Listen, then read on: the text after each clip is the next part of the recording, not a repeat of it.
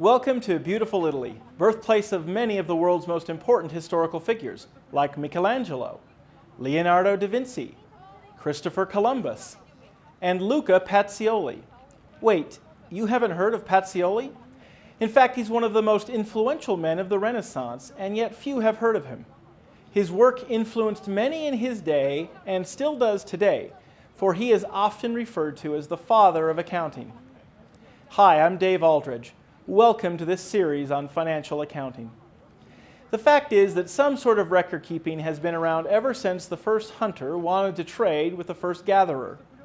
But Pacioli took many of the different ideas about mathematics and record keeping and published a book which included 27 pages called Details of Calculations and Recording. This section has become the basis for modern-day double-entry accounting. In fact, many of the terms you will hear in accounting, like debit, credit, journal, and ledger, all originate from his 1494 text. So when you think of Italy as the birthplace of science, art, and culture, add accounting to that list. So grazie Italia and arrivederci. I'm off to Scotland. Welcome to London. I intended to shoot this segment in Scotland, but it turns out there's nothing to see in Scotland other than sheep. And they weren't the friendliest of sheep.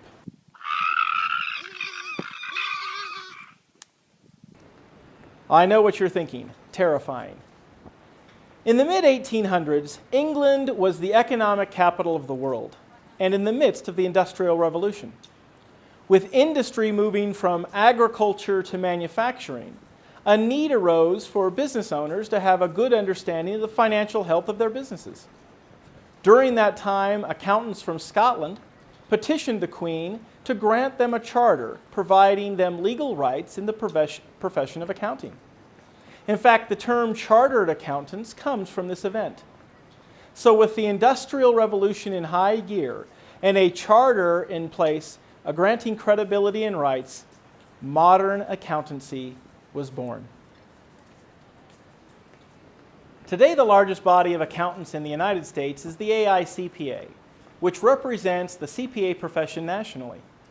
The AICPA's founding established accountancy as a profession distinguished by rigorous educational requirements, high professional standards, a strict code of professional ethics, a licensing status, and a commitment to serving the public interest.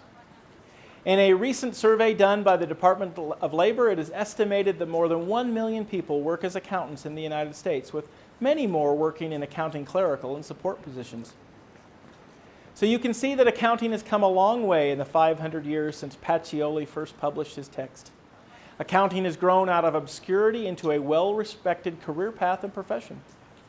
In fact, a recent survey conducted by the Roy Morgan research firm listed accountant as the 11th most respected career in the world, one spot behind college professor.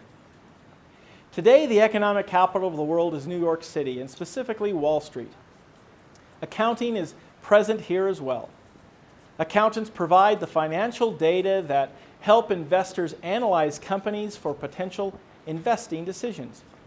Behind me is the New York Stock Exchange, which is the largest stock exchange in the world in terms of market capitalization. By the end of 2013, companies whose stock traded on this exchange were worth approximately $16 trillion. On average, $170 billion of securities or stocks are traded here daily. And none of that would be possible without accounting. So that concludes this short video on the brief history of accounting. I hope you've enjoyed it as much as I have.